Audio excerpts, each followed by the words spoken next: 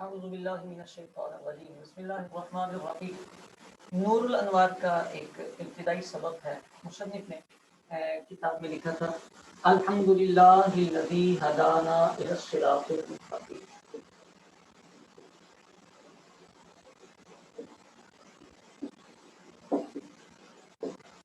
ہدانا الی الصراط المستقیم۔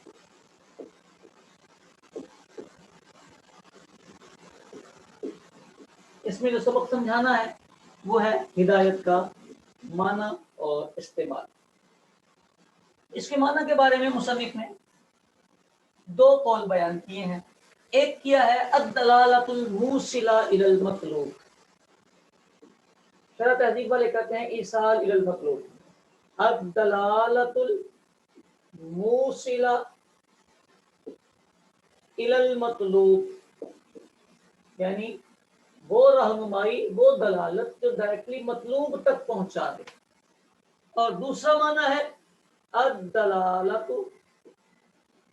علی ما یوصل الی المطلوب، یعنی اس چیز تک رہنمائی جو مطلوب تک پہنچائے گی، یعنی دلالت میں نہیں پہنچانا مطلوب تک، اس میں تو دلالت ہی مطلوب تک پہنچا رہی تھی، یہ دلالت اس گلی میں پہنچائے گی جو گلی مطلوب تک لے کے جائے گی، یہ دلالت اس راستے تک، اس چیز تک پہنچائے گی جو مطلوب تک لے کے جائے گا۔ یعنی یہ اس کو شرح تہذیب والے کہتے ہیں اراءۃ الطریق، راستہ دکھانا، اور اس کو کہتے ہیں ایصال الی المطلوب۔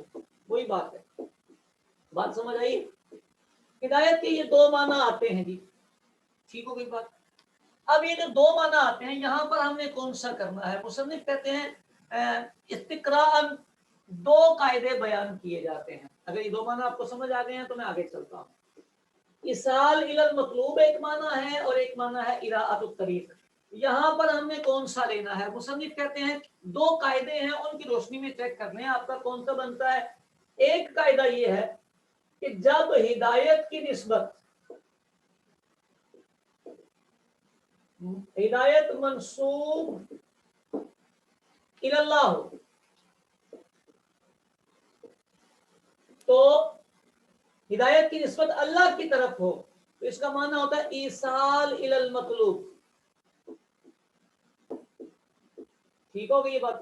اور اگر غیر اللہ کی طرف ہو تو اراءۃ الطریق، یعنی اگر آپ یہ کہیں گے اللہ نے ہدایت دی، اس کا مطلب ہوگا ایصال الی المطلوب کیا ہے، مطلوب تک پہنچایا ہے۔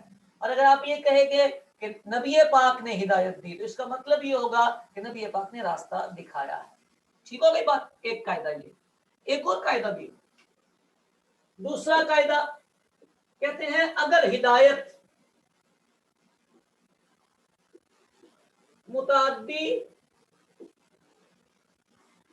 الہ ہو، الہ کے ساتھ متعدی ہو، یعنی اگر ہدایت الہ کے ساتھ آئے،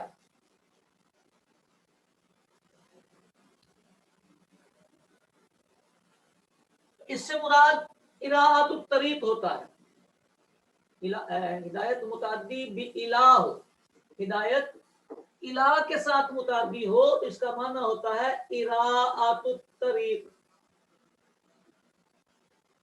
اور اگر الہ کے بغیر ہی متعدی ہو، ڈائریکٹلی مفعول کو نصب دے دے تو ایصال الی المطلوب اس کا معنی ہوگا۔ دونوں قاعدے ہیں، الگ الگ ٹپس ہیں۔ ہدایت اللہ کی طرف منسوب ہو تو اس کا معنی ہوگا ایصال الی المطلوب، اور اگر غیر اللہ کی طرف منسوب ہو تو اس کا معنی ہوگا اراءۃ الطریق۔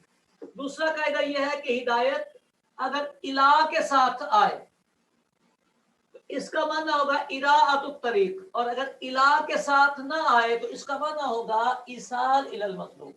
ٹھیک ہو گئی بات؟ اب چلتے ہیں سبق کی طرف۔ یہ دونوں باتیں یاد رکھنے والی، یاد رکھیے گا تاکہ آپ کو اگلا سبق ہے۔ اب یہاں ہم چیک کرتے ہیں یہاں کون سا معنی کریں۔ یہاں اس کا ترجمہ ہے تمام تعریفیں اس اللہ کے لیے جس نے ہدایت دی۔ ہدایت دینے والا کون ہے؟ اللہ۔ اس کا مطلب ہدایت کی نسبت اللہ کی طرف ہے تو اس کا معنی ہونا چاہیے ایصال الی المطلوب۔ اللہ کی طرف نسبت ہے نا جی، ओ आगे इला भी आ गया, सुभान अल्लाह। इला वाले कायदे के मुताबिक तो ये बनेगा, अगर हिदायत इला के साथ आ जाए इसका माना होता है इराअतुत तरीक। अब इसका माना बना इराअतुत तरीक। ये क्या चक्कर है भाई, एक ही जगह पर दोनों माना कैसे ले सकेंगे भाई, दोनों माना नहीं ले सकते। सारे कहते हैं कोई ना कोई तो मातिन की इबारत में उलझन है, ये क्लियर नहीं है, क्योंकि एक कायदा यूज करें तो माना निकलता है इशार इलल मतलूब, दूसरा माना यूज करें तो निकलता है इराअतुत तरीक। तो फिर आप क्या करेंगे,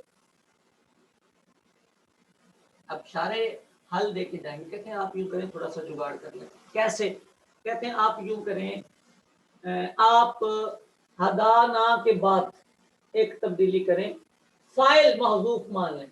क्या मान, हदाना रुसुलुहु।